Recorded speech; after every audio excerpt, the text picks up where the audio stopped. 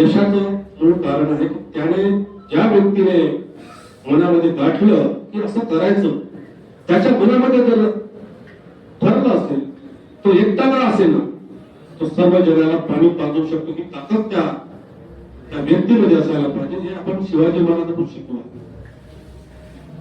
शिवाजी महाराजांसारखा एखादा बिनाराज उच्च कारभार सांभाळणाऱ्या व्यक्तीच्या कुटुंबामध्ये जन्मास येणारे शिवाजी महाराज, त्यांच्या घरी कुठे राज्यकारभार होता का? नाही.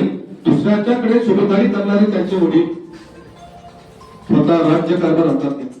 अनेक अडचणी येतात. शिवाजी महाराजांना राज्यकारभार करायच्या वेळी किती अडचणी आल्या तुम्हाला कल्पना नसेल. त्या ब्राह्मणी चळवळीच्या मध्ये अनेक ब्राह्मणांनी सांगितलं की जोपर्यंत आम्ही टीका लावणार नाही तोपर्यंत हे राजे गणल्या जाणार नाही. किती विरोध. हा विरोधाची कमान गाठता ह्या महात्मा, ह्या देशाचा, महाराष्ट्राचा राजा सर्वांना फिरून उरला. अनेक उदाहरण